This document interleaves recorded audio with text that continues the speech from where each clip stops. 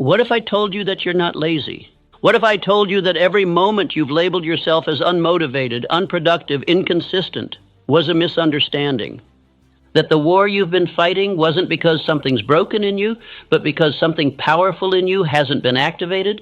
You see, I've studied men who changed the course of history, men who built empires from scratch, men who didn't begin with discipline, they built it. Men like Andrew Carnegie, Thomas Edison, Henry Ford, Charles Schwab. They didn't rely on feelings. They didn't wait to be motivated. They didn't even start as the men we remember. They became them by changing one thing, not their talent, not their IQ, not their luck. They changed their identity, and that's what we're going to do right here, right now, for you. This is not just a motivational speech. This is a system reset. Because if you've ever felt like your ambition is too big for your current habits, if you've ever looked in the mirror and said, I know I was meant for more, but couldn't get yourself to move, then this message was designed for you. I am not here to entertain you. I am here to help you rewire your operating system so that laziness becomes foreign, and so that movement becomes automatic, so that discipline becomes your default. And the first step is belief. Belief that your current behavior is not permanent but programmable. Because the subconscious mind, the part of you that dictates 95% of your decisions, does not respond to what you want. It responds to what you repeat. It responds to what you believe. And it responds to the story you tell yourself daily. And until that story changes, your life will feel like a contradiction. Big dreams, small action, loud ambition, quiet execution. But today, we end the contradiction. Today, we begin alignment. And today, you stop calling yourself lazy and start speaking like a man who knows the truth. I was never lazy. I was misaligned. So stay with me from beginning to end. Not halfway, not in the background, fully, because you don't fix laziness with motivation. You replace it with ritual, with identity, with fire. And that's what we build right now. Let us begin. Let's be clear from the start. Laziness is not a character flaw. It is a pattern, a signal, a message from your mind and body that the current operating system is either misaligned, underpowered, or not emotionally connected to the mission at hand. And the dangerous part? Most men don't realize this. They don't question the pattern. They accept it. They believe the lie, I'm just lazy. But I'm here to tell you, laziness is not your nature. It's a misfiring of your internal program, a temporary detour. And if you can override it, if you can rewire the system that's been trained by years of hesitation, distraction, and unchallenged belief, you can become a force. A man who does not wait for the mood to move, but moves regardless of mood. Let's look at the most ambitious men I ever studied, Carnegie, Ford, Edison. None of them were born disciplined. Carnegie started as a bobbin boy in a cotton factory, working 12 hours a day, 6 days a week, for $1.20 a week. He wasn't passionate about bobbins, but he was ambitious. And even when he was exhausted, poor, and unknown, he moved. Because he knew that movement creates opportunity. And that repetition creates identity. Henry Ford was a farmer's son. He was not born a builder. He was not born an industrialist, but he saw something, a vision, and attached himself to it. The movement of machinery, the future of travel. He connected his ambition to execution. He didn't wait to feel inspired. He built discipline like a machine. He once said, if you think you can do a thing or think you can't, you're right. What was he saying? That belief creates movement, not the other way around. Laziness, then, is not the absence of effort. It is the absence of clear belief, clear alignment, a strong emotional why. And when your subconscious doesn't believe your goal matters enough, it shuts you down, not because it hates you, but because it doesn't trust you.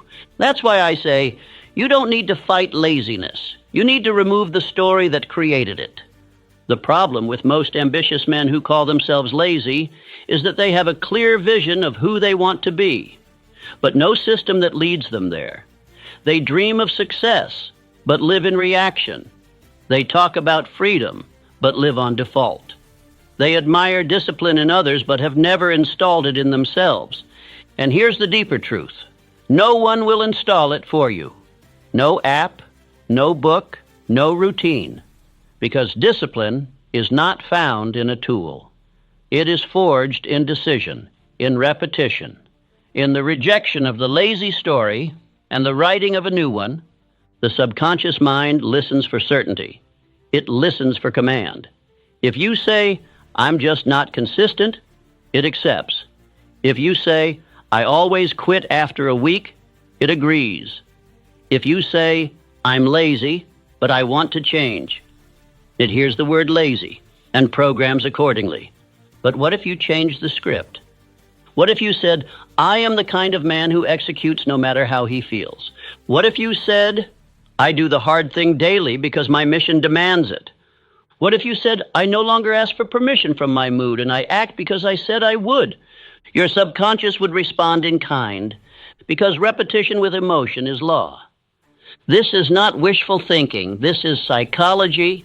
This is the science of autosuggestion, which I wrote about in Think and Grow Rich and witnessed in every great man I ever studied. Thomas Edison did not become the inventor of the light bulb by feeling motivated.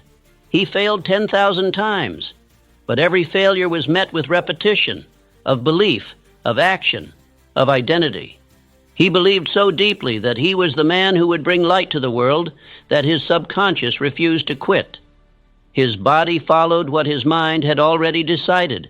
You must do the same, not with 10 steps, not with another self-help plan, with one decision: I will no longer call myself lazy.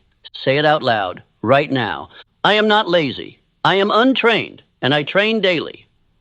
I am not inconsistent. I am becoming the kind of man who follows through. I am not a quitter. I am a man who builds power through repetition. Say it again and again until the voice in your head changes its tone, because laziness is not a fixed identity. It is a reflection of your current programming, and programming can be rewritten. Let me give you a practical example. Charles Schwab, the steel magnate who rose under Andrew Carnegie, once said that the most powerful tool a man has is his ability to decide and act repeatedly without apology. He was not the smartest man in the room, but he moved, he acted, he repeated. While others hesitated, Schwab trained his system to take initiative before fear, delay, or fatigue could speak. And that habit made him indispensable. He didn't need to be the best. He needed to be the most willing to move. And so I ask you now, what if your laziness was not a weakness, but a signal? What if it was telling you, I need a new identity. I need a new emotional why. I need a new repetition system. Because the man who repeats power becomes power. You must rewrite what you say to yourself daily. You must stop labeling yourself as the old version and start acting like the upgraded one. And here's how you start. Every morning, speak your new identity aloud, even if it feels fake. Every time you hear the word lazy in your mind, interrupt it with fire. That's no longer who I am. And every night, reflect not on whether you felt like it, but on whether you acted anyway, because that is the measure of the builder. The man who does not ask his feelings for permission, but who acts because his identity demands it.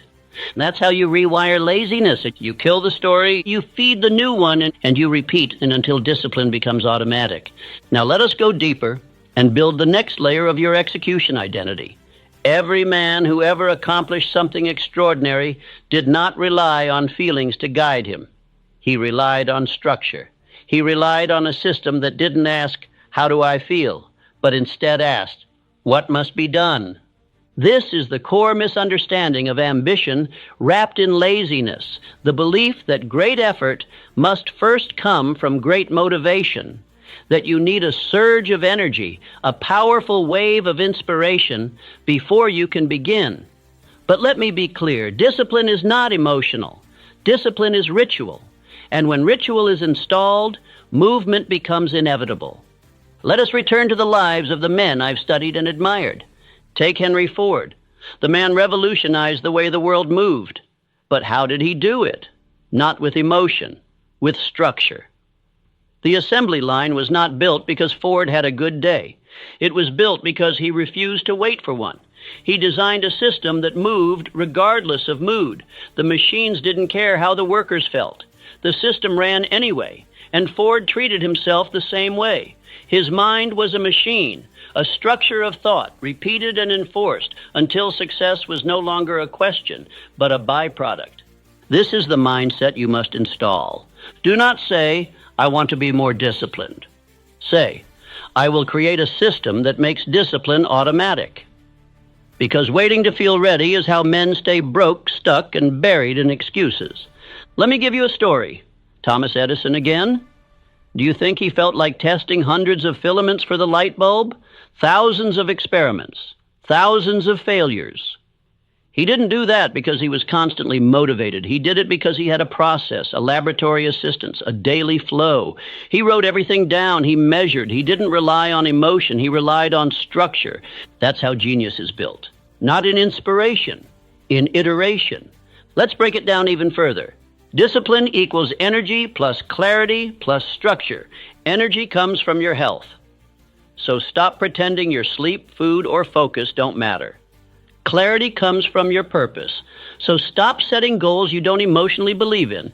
And structure is the trigger system that makes movement automatic. You want to stop being lazy? Then stop waiting for clarity at 10 a.m. after you scroll for an hour. Wake up and trigger your system before the world gets loud. A simple system, 3 steps. Wake up. Don't check your phone. Speak your identity aloud. 1 sentence.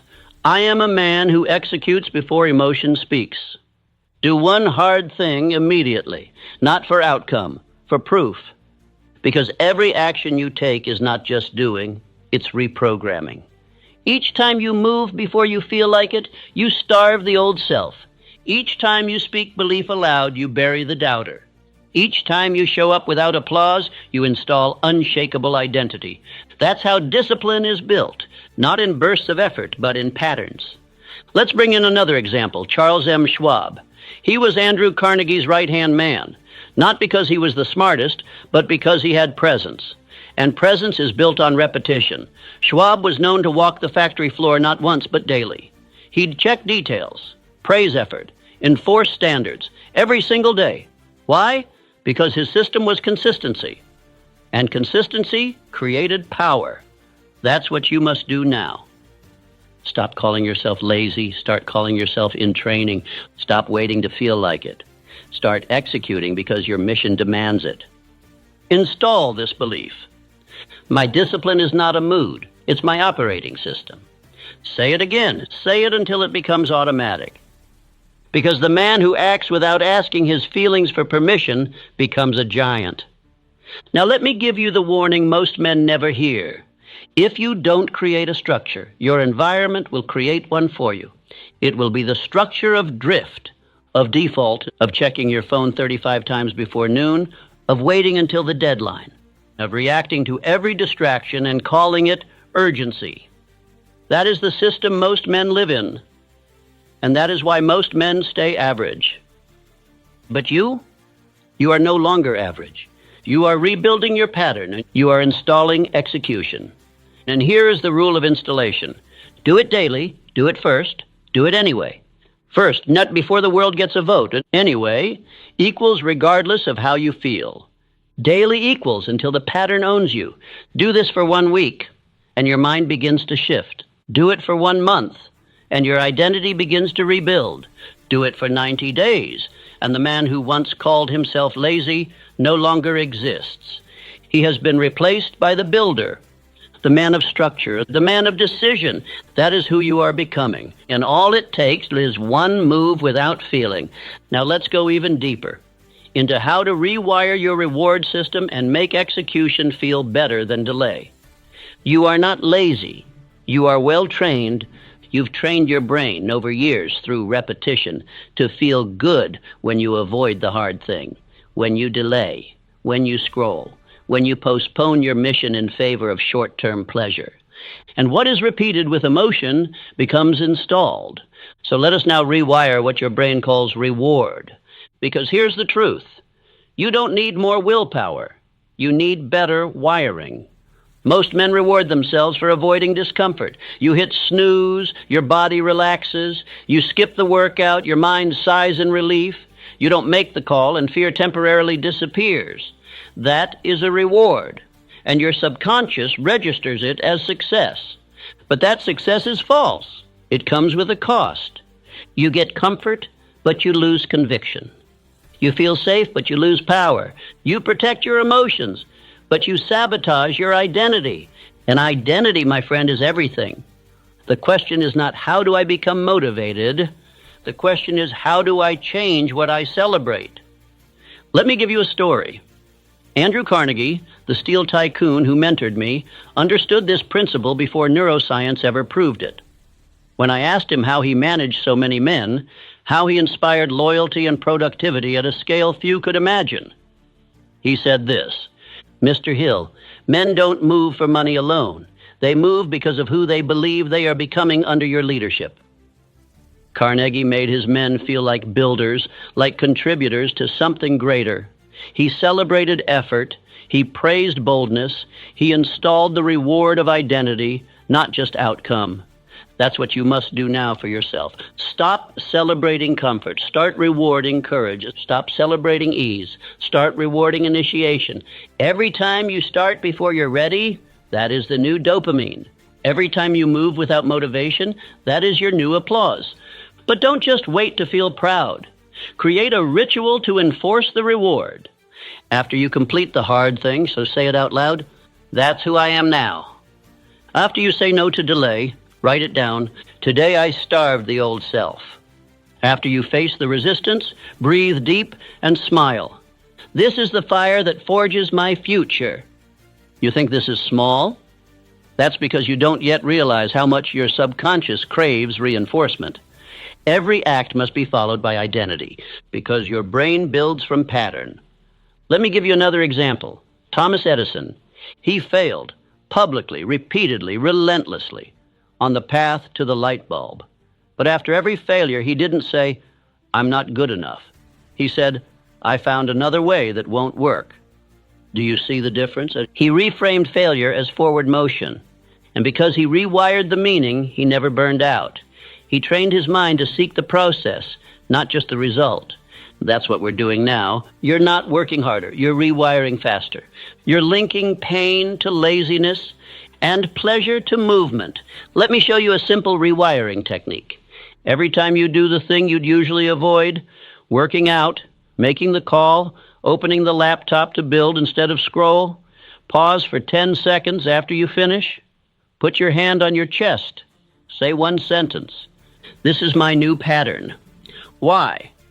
Because your subconscious listens most closely after action. In that small space and right after execution, your identity is pliable. Speak power into it. And do this again and again until your nervous system associates action with identity. Let me take you now to Charles M. Schwab.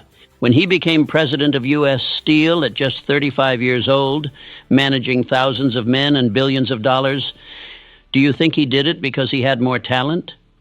Number, he did it because he trained himself to crave leadership. He loved responsibility. He linked reward to initiative. It wasn't easy, but he made it emotional. When a situation was tough, he would lean in, and afterward he'd remind himself, "I was born to lead." That sentence reinforced every act of boldness, and every act of boldness built a new identity. Now it's your turn. No more, "I'm lazy." From this moment forward, your rituals say, "I do the hard thing. I move first. I choose progress over pleasure." Say it after the workout. Say it after the call. Say it when you open the notebook and do the work. You're not waiting for greatness. You're installing it. And remember this, every time you delay, you feed the old self. Every time you act, you feed the new one. So choose wisely. Now let us go deeper into the next transformation. How to kill the excuse loop forever and replace it with movement. Let us get honest. You already know what you need to do. You've known for weeks, months, some of you, years. The strategy is not the problem. The method is not the barrier. The plan has already been whispered into your intuition 100 times. But instead of movement, you go back to thinking, back to overanalyzing, and back to research, back to waiting for the right time. This is not intelligence. It is habitual delay disguised as logic. Let me say this plainly. If your default is to think instead of move, then you have trained your mind to obey fear, not purpose. The greatest enemy of greatness isn't laziness. It's the illusion of preparation. And the longer you prepare, the heavier doubt becomes. Do you want to know how Henry Ford built an empire that revolutionized transportation? He wasn't the most educated man. He wasn't the most gifted speaker. But he had a bias for movement. When his engineers told him the V8 engine block was impossible to build in a single casting, he didn't argue. He said, "Build it anyway." And when they returned again, saying it could not be done, he didn't form a new committee. He didn't run a study. He didn't write a white paper. He simply repeated, "Build it anyway." Because Ford understood something the modern man has forgotten. Excuses multiply in stillness, but excuses cannot survive motion. The moment you move, and even with uncertainty, you kill the excuse loop. Because the mind, when idle, plays tricks. It magnifies fear. It inflates the cost of failure. It makes perfection sound noble, when in reality it's just a sophisticated delay. Let me take you to another giant, Abraham Lincoln. During the Civil War, the pressure upon Lincoln was unimaginable. Each decision meant lives. The nation was divided. Advisors were conflicted. Public opinion wavered daily. And still, Lincoln moved. He signed the Emancipation Proclamation not because the conditions were perfect, but because the mission demanded motion. He once said, "The best way to predict your future is to create it." And creation is never birthed from thinking alone. It's born through doing. The man who becomes unstoppable is not the one who knows the most. He is the one who moves with what he knows and expands while in motion. Here's what you must now burn into your behavior.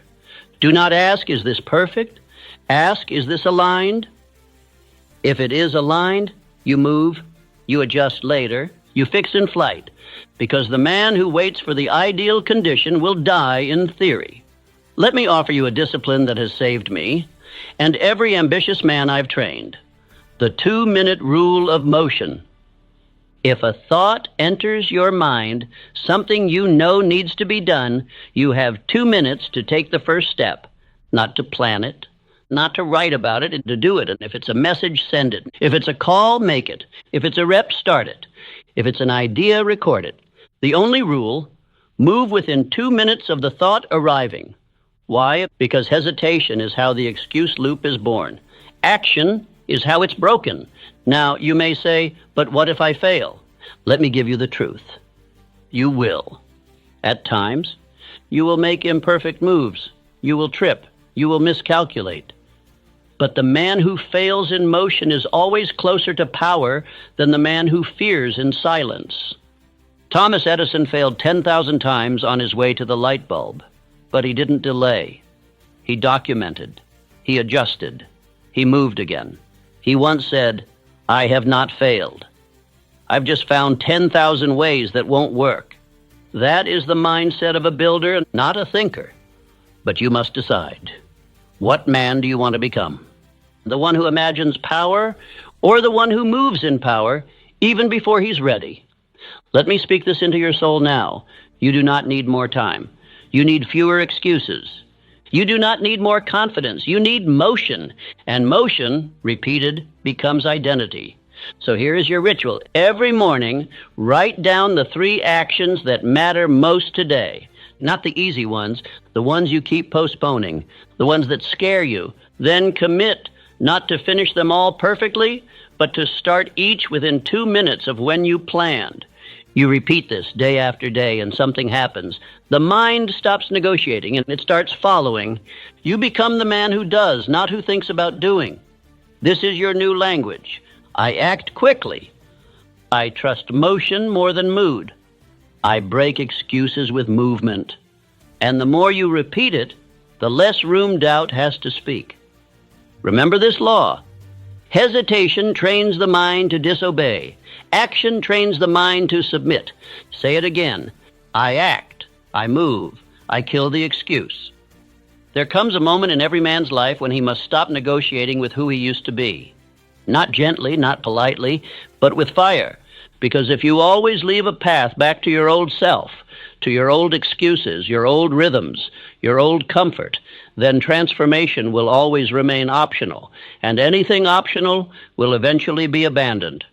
The men I studied, the titans who rewrote the rules of their lives and industries, they didn't merely step into the future. They cut ties with the past, not because the past was evil, but because it was no longer useful. And in doing so, they made change inevitable.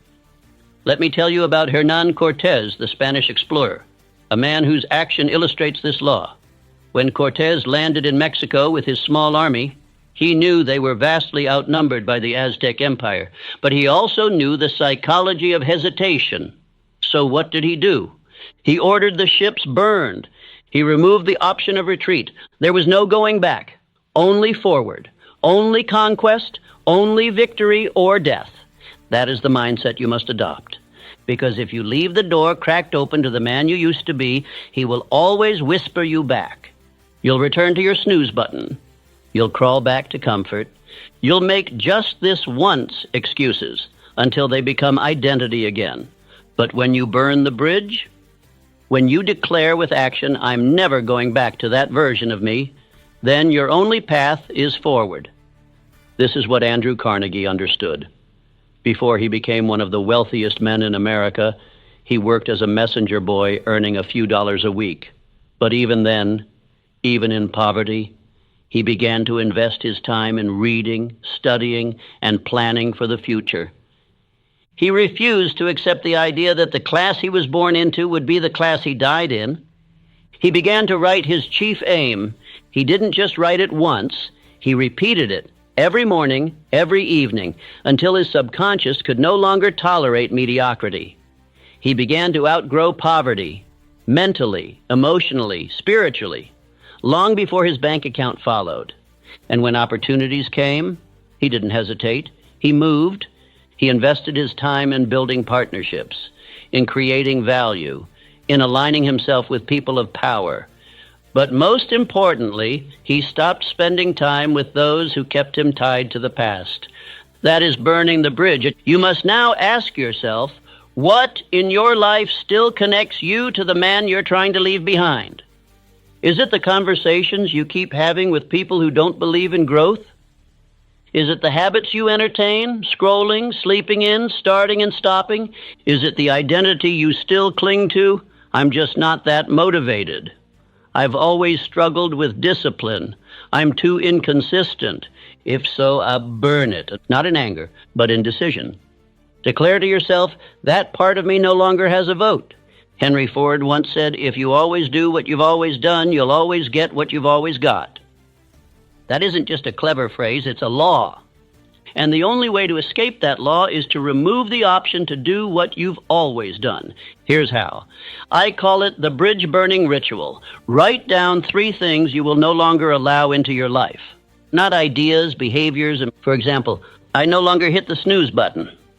I no longer eat after 9 p.m. I no longer explain my dreams to people who laugh. Write them down in bold ink. Speak them aloud every morning. Then, destroy the reminders of the old self. Delete the apps that keep you looping. Cancel the subscriptions that distract your purpose. Block the websites that seduce your time. Stop answering messages from people who live in the past you've outgrown. This isn't about hate. It's about clarity. This is how Thomas Edison moved. He didn't sit around hoping for inspiration to strike. He built routines so powerful that his environment forced genius.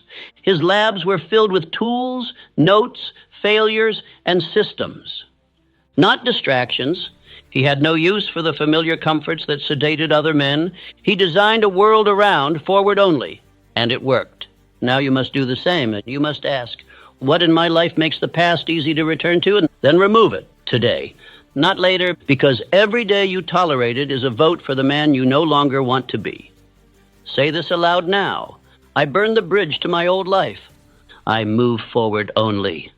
My identity is sealed by decision. Repeat that, then act on it. Let this be your fire.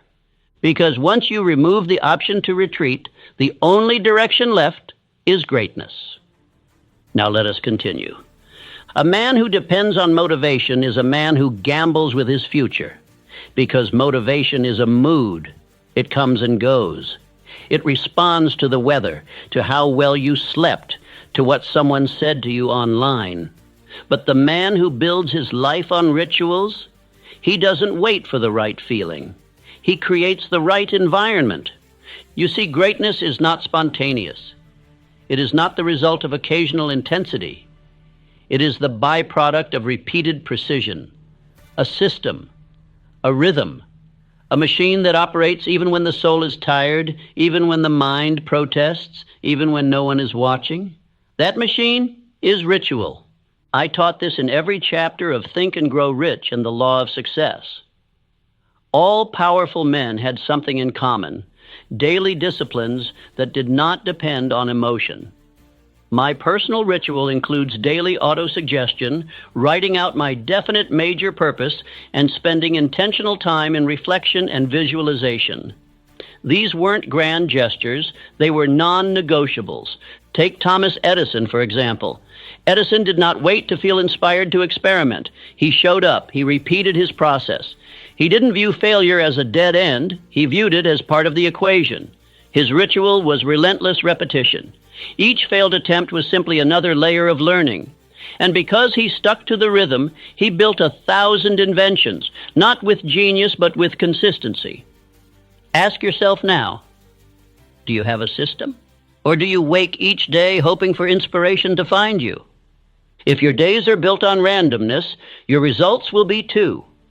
But if your days are built on ritual, your identity will begin to transform automatically. Let's talk Henry Ford. Ford didn't revolutionize the automobile industry by dreaming bigger. He did it by designing a repeatable system, the assembly line. He saw that if he could break down the process into small, automatic steps, steps that could be repeated daily, with minimal variation, he could scale excellence. Apply this to yourself. Your habits are your personal assembly line. Every morning ritual, every evening routine, every hour of structure. It is not about perfection. It's about creating an environment where progress is inevitable. But here's the key. Your rituals must be built to reflect your identity, not just your goals. You want to become disciplined? Then act like a disciplined man, not occasionally, but every single day. You want to become focused? Then eliminate decisions that drain your energy. Wear the same clothes, eat the same meals. Plan your day the night before. Automate what doesn't matter so you can concentrate on what does. Charles M. Schwab, the steel magnate and protege of Andrew Carnegie, carried a small notebook with him at all times. In it, he wrote down the 6 most important tasks for the next day, ranked in order of priority.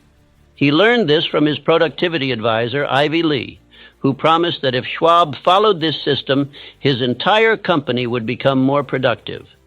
And it worked. Why? Because Schwab stopped relying on motivation. He outsourced his memory to ritual. The notebook made his decision-making automatic. No mental chaos, no debate, just action. And you can do the same. And let's build your machine now. Here's the framework. 1. Morning ritual. Command the day before it commands you. Wake up and speak your definite purpose aloud. Read or listen to 5 to 10 minutes of something that reinforces your identity.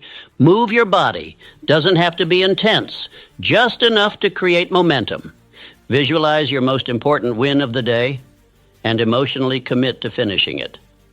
2. Focus blocks. Create sacred time. Set a 90-minute timer, no distractions, one task only. Take a short break, breathe. Hydrate, reset, repeat this rhythm up to 3 times a day.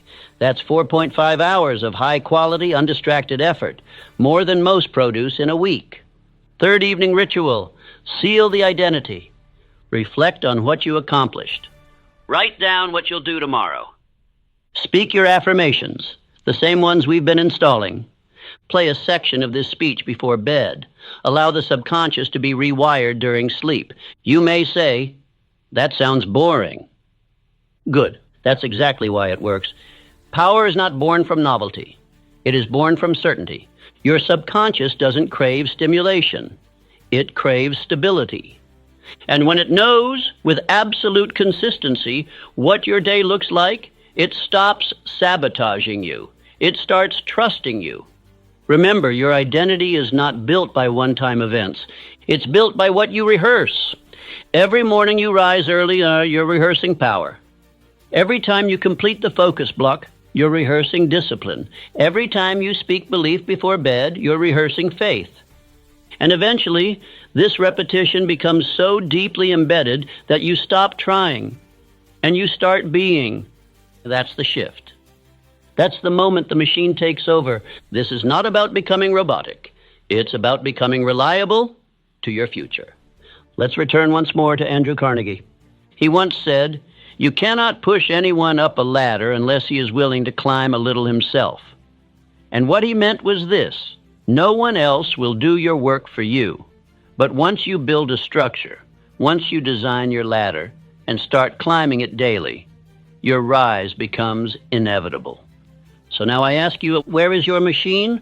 What rituals are shaping your days? What non-negotiables are building your identity? You don't need to do more. You need to do the right things every day until your results are no longer a question. Say it aloud. I build machines that produce power.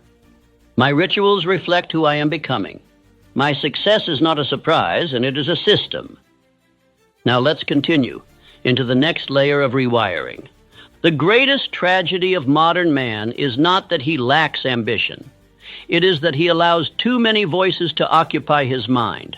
He has traded depth for noise. He reaches for movement instead of meaning. His attention is divided, and therefore his results are diluted. Let me speak plainly. The man who succeeds is not the man who tries everything. It is the man who chooses one thing and does not flinch. The man who cannot be interrupted. The man who cannot be reached by every passing idea or passing fool. The man who, when asked to divide his focus, replies, "I am occupied with destiny." Andrew Carnegie once told me, "Concentration is my motto. First honesty, then industry, then concentration." That was no empty statement. Carnegie ran an empire not because he chased every opportunity, but because he knew how to shut the door on anything that did not serve his aim. When men came with distractions, he listened politely, and then returned to the furnace of his purpose. Now I ask you, do you allow every ringing bell, every trivial request, every flicker of impulse to steal your mind? If so, your future is being drained, not by failure, but by distraction. Henry Ford built a revolution not by dabbling, but by simplifying. He refused to waste thought on the unnecessary. He did not build 10 cars. He built one car well and delivered it to the masses. People asked why he only made one model. His reply? "You can have it in any color, as long as it's black." Why? Because he was not seeking applause. He was seeking efficiency. Ford understood what few men ever learn, that focus is not limitation, it is liberation. He eliminated excess choices so that his attention could be directed toward what mattered most, mastery. That, my friend, is a lesson you must take to heart. Your energy is your most valuable currency, and every time you allow your thoughts to wander, to respond, to react, you are spending power that should have been invested in your mission. Think of Thomas Edison, working in his laboratory, sometimes sleeping on a bench because he did not wish to waste even an hour away from his work. He did not answer every call. He did not entertain every idea. He worked, he focused, he created. And when asked about his failures, he did not lament. He simply said, "I have not failed. I've just found 10,000 ways that won't work." That is the mindset of a man who is unavailable to distraction, a man who has closed his ears to doubt and opened his heart only to purpose. Let me now give you a practice, one that will train your mind to obey the voice of purpose, not the voices of the world. Each morning, before you touch the outer world, before you speak, before you read, before you are exposed to any noise, take 10 minutes in stillness. In that silence, speak your purpose aloud. Read it from the page. Or better yet, recite it from memory. Then ask yourself only one question. What must I do today to honor this purpose? That question will shape your actions. It will silence the unnecessary. It will reveal the foolish and elevate the essential. Charles Schwab, who carried U.S. Steel through its infancy to immense power, understood this principle deeply. He worked from priority, not from urgency. He trained his subordinates to bring him only what was necessary and to leave the rest. Schwab's days were not governed by pressure, but by direction. And this must become your aim. You are not a creature of reaction. You are a man of vision. But if you are always reacting, always available, always shifting, always answering, you will never build anything of weight. Power does not tolerate division. It demands allegiance. Let us be clear. To be ambitious but lazy is not always about physical effort. It is often about mental drift, the laziness of untrained focus. You may feel busy, but that is not the same as being effective. The effective man is deliberate. He says no more than yes. He speaks less and builds more. He listens inward and shuts the window on outer noise.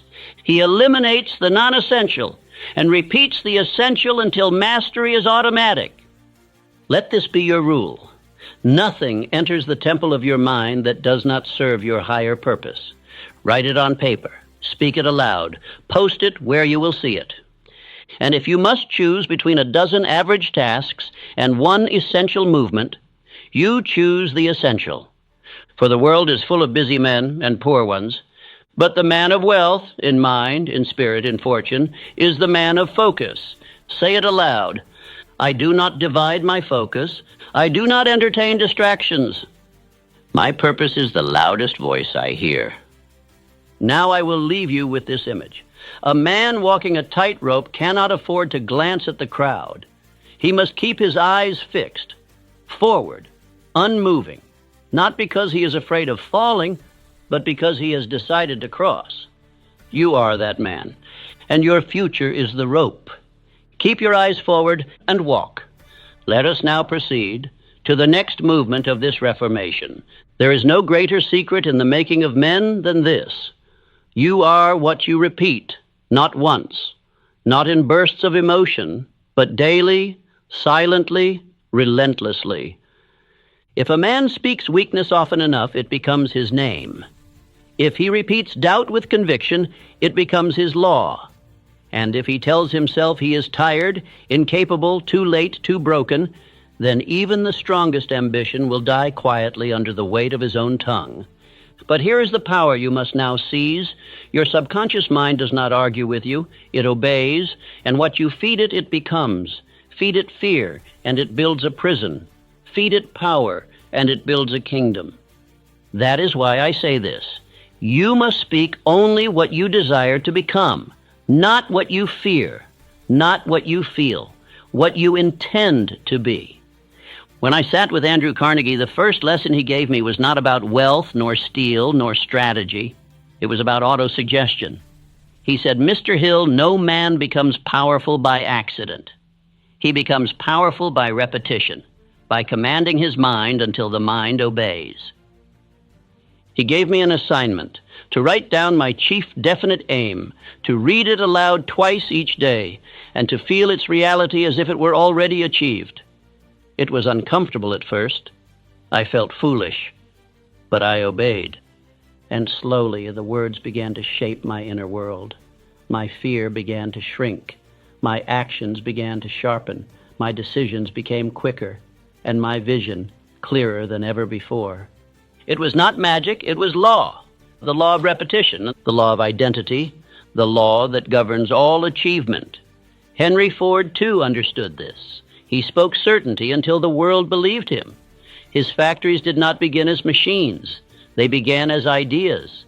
And those ideas, powered by belief, were repeated until the impossible became routine. Remember what he said.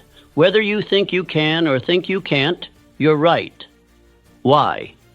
Because the mind accepts what it hears the most. Now ask yourself, what do you tell yourself when the world is quiet?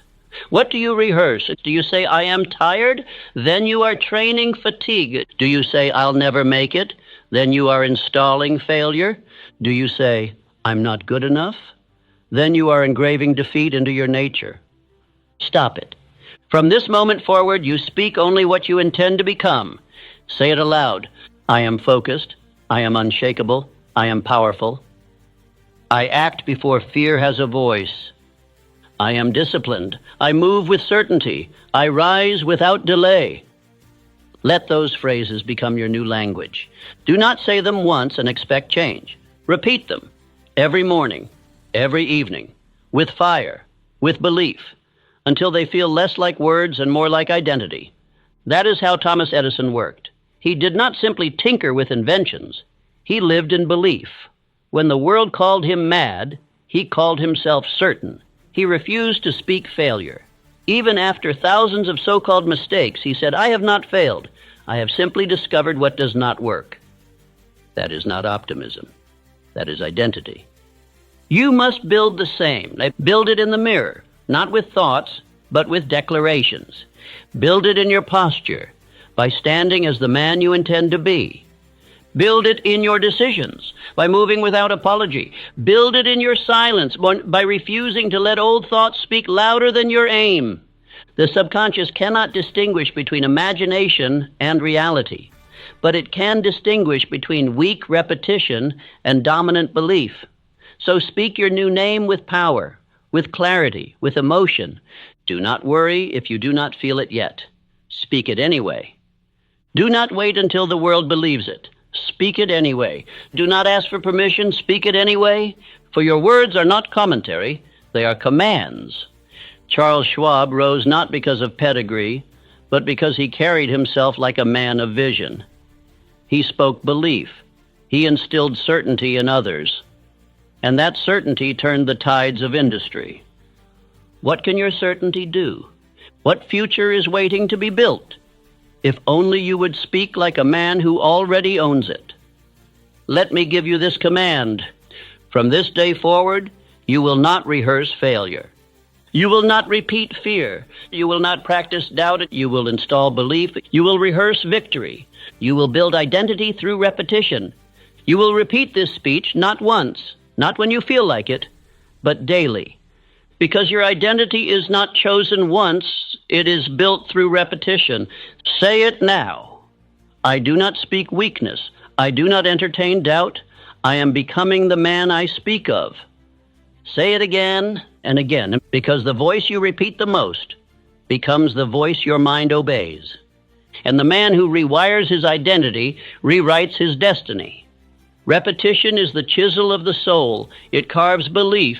It shapes identity. It sharpens aim. And whether you realize it or not, you are practicing something every day. Either you are practicing strength or you are rehearsing weakness. There is no neutral. The man who is ambitious but lazy has not failed because he lacks desire. He has failed because he has rehearsed disconnection from his desire. He dreams greatly, but his daily repetitions are small, unaligned, random, emotional. And over time, those small misalignments have written themselves into the language of his subconscious mind. But the good news is this: repetition can be rewritten. Repetition can be redirected. Repetition can be reclaimed. You see, when I studied the greats, Andrew Carnegie, Henry Ford, Thomas Edison, Abraham Lincoln, Charles Schwab, I found not just stories of triumph, but stories of discipline, stories of habits, patterns of thinking, rituals of behavior. None of these men were perfect, but they were predictable. Predictable in their routines, predictable in their self-talk, predictable in their commitment to the vision, regardless of how they felt. Let us begin with Henry Ford, a man who revolutionized industry not through chance, but through process. Every morning he began his day with the same objective: progress. He believed in efficiency, not only in machines, but in thought. He refined his thinking the way he refined his assembly line, removing clutter, tightening focus, installing simplicity. That, my friend, is repetition with purpose. Ford once said, "Thinking is the hardest work there is," which is probably the reason why so few engage in it. But he didn't mean random thinking. He meant deliberate thought, structured thought, the kind of thought that comes from rehearsing a definite aim every day. Now let us look to Thomas Edison, the master of failure. Why? Because he understood repetition better than any man I ever met. Over 10,000 failed attempts to invent the light bulb, yet never once did he call himself a failure. He saw each trial as rehearsal, each test as part of the rhythm, because his belief had already been installed. Edison once said, "I never had a failed experiment. I've just found 10,000 ways that won't work." That is not just resilience, that is trained identity. A man who practices belief until failure becomes powerless. You must begin to practice in the same way. Begin each morning by speaking your belief aloud, not casually, not timidly, but as if your life depends on it, because it does. Practice your posture, shoulders back, eyes forward. Breathe like a man who owns his time. Walk like a man who does not apologize for his ambition. Practice your decision-making. Choose quickly. Speak clearly. Move without broadcasting. Let your discipline do the talking. Practice the hard things, the uncomfortable things, for repetition turns difficulty into default. And when difficulty becomes your default, you become unstoppable. Now consider Abraham Lincoln, a man not of privilege but of principle, his entire presidency, forged in the fire of war. Every day new chaos, every hour new pressure. And yet, Lincoln practiced silence. He practiced stillness. He practiced reflection and clarity and long-term vision, even when the world demanded haste and noise. He was not brilliant because of his mind alone. He was brilliant because of his rehearsed strength. A man of law, yes, but also a man of inner law. And that is what you must now build. Your outer world is merely a reflection of your practiced inner world. If you want to rewire your laziness, you do not wait for motivation. You build rhythm. You build ritual. Wake up at the same time every day. Speak your law. Practice focus. Eat like a builder. Move like a warrior. Write like a thinker. And repeat over and over and over again. Do not chase variety. Chase identity. Charles Schwab, when placed in charge of U.S. Steel by Carnegie, was not the most technical man, but he was the most structured. He kept a short list of high-priority tasks. He taught his men to repeat the basics, master the fundamentals, ignore the noise, and in doing so, he became irreplaceable. You must now do the same. Do not add more, do less, but better. Repeat with excellence. Do not rely on emotion, train rhythm. Do not wait for change to feel right. Repeat until it becomes natural. You are not weak. You have simply practiced weakness. But now you will practice power. Say this aloud. I repeat strength until strength becomes second nature. I train my mind through rhythm, not mood.